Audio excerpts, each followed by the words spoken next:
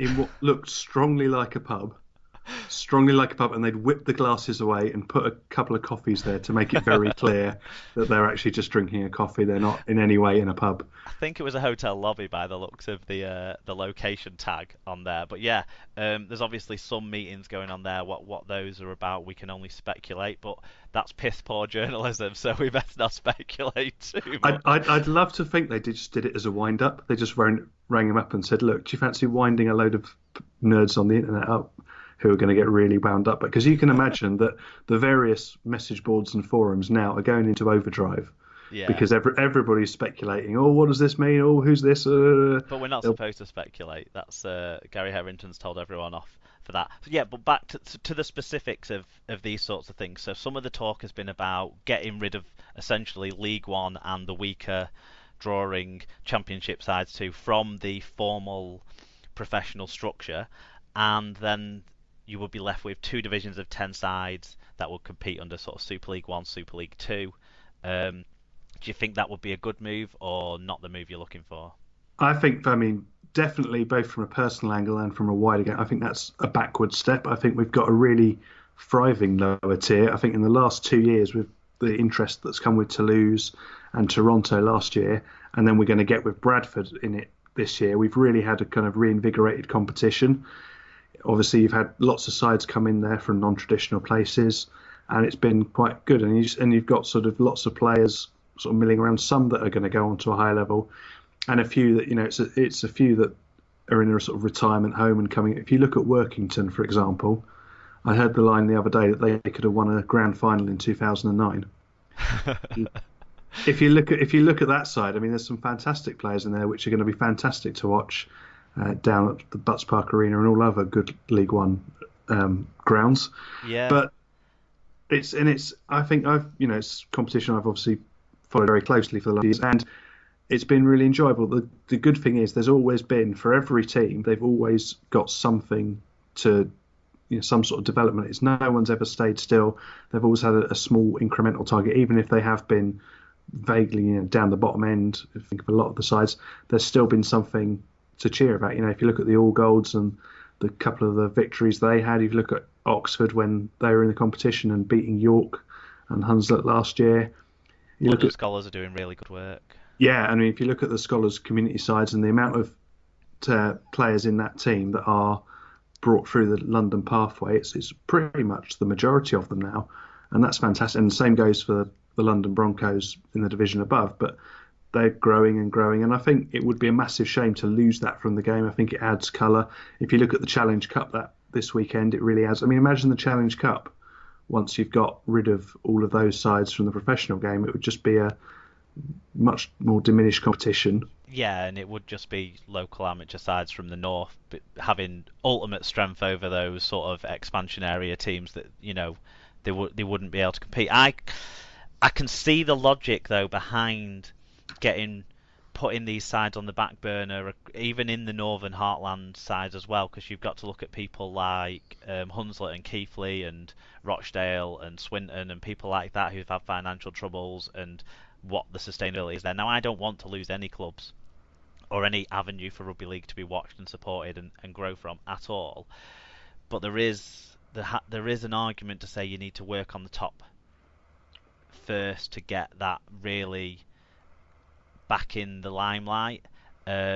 Whether or not doing this would actually do that, or it would just help those average earning, average crowd drawing Super League sides to stay in their position and not have to worry about funding and those sorts of things because they'll take a larger slice of the pie.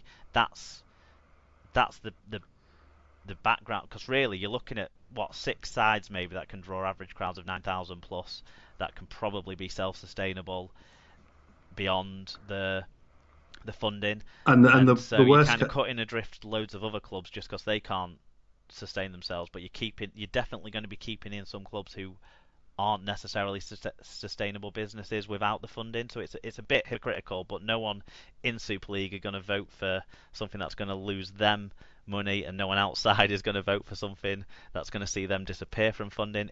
It's a really difficult situation. I would like some sort of way of solidifying in the medium term the top tier, with a succession plan of how we keep these other clubs slowly just rolling along until you can really give them a boost of impetus, maybe in 4 or 5 years' time. That's how I would look at it personally. And the worst case, of course, would be mergers. That would be the ultimate red alarm button, is if they go back down the route of, oh, let's put you two clubs together, and okay, you two are nearby each other, yeah, we'll go for that, and you can have that sort of merger. If they just put a franchise and said, right, we'll have one in that city, one in that city, one over there, one in New York, one in Paris, something like that, that would kill it off, I think. And the drama is, the danger with that is you're always going to find people who just lose interest because they're so belligerent and so determined to support their local sides that they really, despite whatever love they have for rugby league, would, like a Hunslet fan would never go and watch Leeds. A Swinton fan would never go and watch Salford or Wigan or Lee because they just hate them. Exactly. It's inbuilt into them to hate them, and that's why mergers hasn't been a workable thing. It's really going to be interesting to follow along as the year goes. I'm sure there'll be plenty of backlash. I'm sure everyone listening will have different views, even to the ones we've put forward. So we'd like to hear about that for the feedback section next week. And now we're going to move on to the news.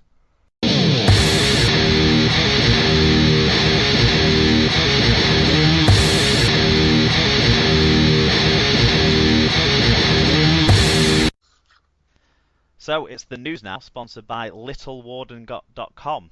If you have a website, then visit littlewarden.com and see what they can do to help you. They can help you with domain expiration checks, redirects, and all sort of other important background web stuff that they'll make simple for you. Little Warden, monitoring the tedious.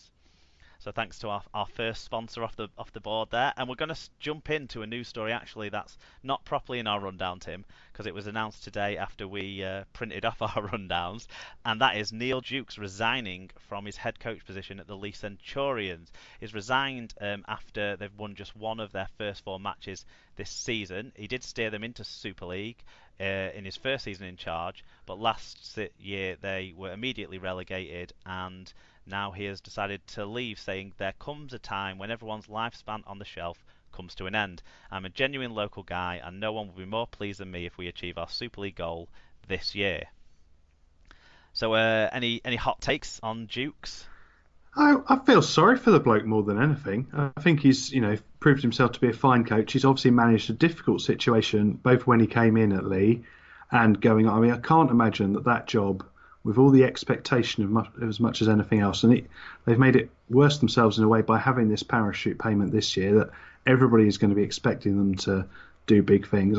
That is an easy job, so I do feel sorry for him more than anything.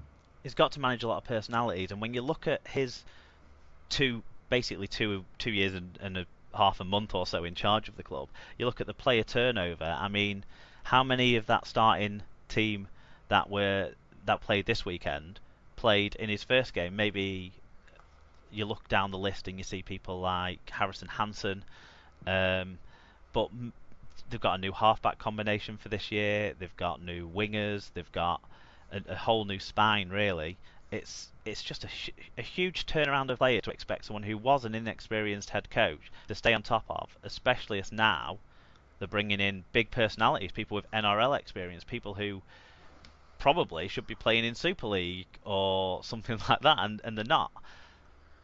Yeah, and again, it's going to be a real management test, so it's not surprising. And ever since they installed Kieran Cunningham as the coach in waiting, or director of rugby, I still don't ever really see those roles as anything much more than that as your backup coach. He's got to be feeling the pressure, and he probably thought, why am I putting myself through this? If I've got this guy who clearly is angling to take over, I may as well let him get on with it and let him have a go. Well, it's Kieran Pertill who's taken over on a temporary basis, but obviously he worked with Kieran Cunningham at St Helens as well previously. And he was coach of the Knights as well for a couple of games, wasn't he? England Knights, yeah. So it does seem like, that's the immediate plan, but I can't imagine that the long-term plan is either of the Kierans. I mean, Cunningham's done nothing as a head coach of real positive note. He's worn some how headphones. They're playing now, and all of a sudden they can attack again, which they forgot how to do during his entire tenure. His entire contribution to coaching was showing people how not to wear headphones week in, week out. There you go. So yeah, so I mean, it's a new story from today. It's not a surprise after the start to the season they've had. They've lost to pretty much everyone they've played, including a Barrow side that they weren't expected to lose to. But both promoted sides from League One last year. So there you go. Right, do you want to move on to the next big story that broke almost a week ago now, but Yeah. it's probably one of the bigger stories of the last week. Yep, so Wayne Bennett has been reappointed as England's head coach on a 2-year deal, but with no guarantee he will lead the side into the 2021 World Cup. The 68-year-old Australian took over from Steve McNamara 2 years ago and led England during the disappointing 2016 Four Nations tournament, but last year he guided England to the World Cup final, where they lost 6-0 to hosts and favourites Australia. I firmly believe we can achieve something special together, he said. It was disappointing not to be lifting the World Cup, but I mentioned it about this squad being on a journey. It's a pleasure to coach this squad because everybody wants to do their best for one another and do their job properly. The last couple of years have been encouraging and I've seen this group grow in confidence and belief. Paul Anderson, the former Huddersfield Giants coach, has been appointed to lead the reformed England Knights, who are expected to play in the Six Nations tournament at the end of the season. We've got some views from you on this one, starting with Paul Campbell. Paul Campbell 980. Do you know, whenever I see his handle on Twitter, I do that in my head. Well, it's just automatically ingrained. Sort of flicking through and you see it's like, Paul. He says that Wayne Bennett's staying for another 2 years. I'm not sure if that's a good thing. Cutthroat Jake at cut_throat_Jake. I welcome him staying on. We may not have won the World Cup, but we came the closest we have for some time. We still may not win, but I can't see anyone else doing any better. And finally, Lee Whitnell. I can't believe how much negativity there's been about Bennett from fans. He's got us to a World Cup final in Australia with less than 2 years run-up. He has an insider's view of the Australian players and the systems, and he's Wayne Chuffing Bennett, the man that will go down as one of the greatest of all time. People talk about Daryl Powell, but what has he won as a coach? Well, a league leader's shield. When he has demonstrated he knows how to break down a tough Aussie defence. Only Sean Wayne has managed that in recent years, and as a club coach, he would be an unpopular choice too. I'm happy with Bennett, and I'll take an Aussie halfback coach too. So yeah, I mean, I think it was a good World Cup campaign, weren't it? The rugby we played wasn't necessarily glorious. It was effective. It was effective, which is what the best you can hope for, given how, I don't want to use the word shambolic, but slightly farcical and disjointed. I think disjointed is probably better. The last couple of World Cups have been, to have that vaguely coherent. They at least had a style of play. You knew what they were going to do. You know, you could see it in some of the picks that he'd made that's what he was going for. Things like having where he played John Bateman and things like that. That was indicative of how he wanted to play. He was quite clear, and that was his mantra, and it was very much his squad. And I think with another 2 years of playing under that same way, I think it could be quite interesting to keep watching. And as sort of Lee alludes to, that if you were going to go out and pick, you know, if you had to do a fantasy coaching pick, Wayne Bennett would probably be one of your top choices. So I think the fact that the RFL got him in the first place and have convinced him to stay, I think is quite a big achievement. So I'm quite happy with that. I think he's definitely a coach that you want to keep going. The only question is, I suppose, and probably why he's perhaps gone for the 2 years is the fact of his age. He's probably thinking, do I still want to be coaching internationally at 72? It gives him the opportunity of going out from the international coaching gig and maybe coaching all around, us leading the return of the GB Lions against Australia down under, doesn't it? Basically, yeah. If he wants to go out at that point, having been the first man to coach a winning side for GB against Australia, then good luck to him. I think like you say, there was a pattern of play, a style of play. It's more like an attitude seems to be developing within the group of players, and he's moving towards having an idea of a settled side potentially.